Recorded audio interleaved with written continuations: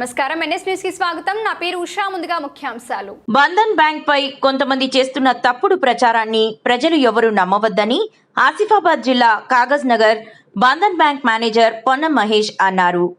కాగజ్ నగర్ లో బంధన్ బ్యాంక్ కస్టమర్ల దగ్గరికి కొందరు గుర్తు తెలియని వ్యక్తులు వచ్చి వారం వారం జమ అయ్యే పొదుపును కమిషన్ తీసుకుంటూ కస్టమర్ల అకౌంట్లలో నుండి డబ్బులు తీస్తూ బంధన్ బ్యాంక్ పై తప్పుడు ప్రచారం చేస్తూ బంధన్ బ్యాంక్ మూసివేస్తున్నారని, బంధన్ బ్యాంకులో జమ అయిన కస్టమర్ల పొదుపు డబ్బులన్నీ మళ్లీ కస్టమర్లకు తిరిగి బ్యాంకు చెల్లించదని లేనిపోని అభాండాలు వేస్తూ తప్పుడు ప్రచారం చేస్తున్నారని తెలిపారు. కొందరు బంధన్ బ్యాంక్ కస్టమర్లు తప్పుడు ప్రచారం చేస్తున్న కొందరు గుర్తు తెలియని వ్యక్తులను ఈ నెల 12న పట్టుకొని స్థానిక పోలీస్ స్టేషన్లో అప్పగించడం జరిగిందన్నారు. కస్టమర్లందరికీ విజ్ఞప్తి, నేను బంధన్ బ్యాంక్ మేనేజర్ మాట్లాడుతున్నా. మన బంధన్ బ్యాంక్ పేరు మీద అన్నోన్ పర్సన్స్ అంటే తప్పుడు ప్రచారం చేస్తూ మీ యొక్క సేవింగ్ డబ్బులని ఆన్లైన్ ఫ్రాడ్ తరపున మీకు సేవింగ్ డబ్బులు మీ యొక్క బుక్ల నుంచి తీసి కమిషన్ తీసుకొని తీసి మన బంధన్ బ్యాంక్ పేరు మీద తప్పుడు ప్రచారం చేస్తున్నారు.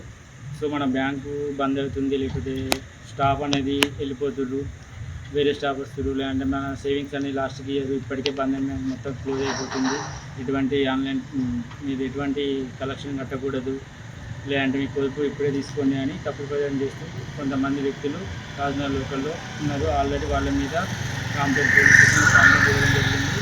ఇలాంటి సభ్యుల మాటలు నమ్మి మీరు మోసపోకండి. బంధన్ బ్యాంక్ ఎట్టి పరిస్థితుల్లో క్లోజ్ కాదు.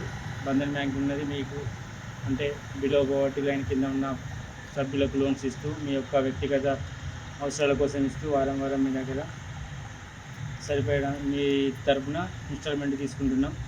సో మన బంధన్ బ్యాంక్ ఎప్పుడు కానీ కస్టమర్లకు అన్యాయం చేయదు.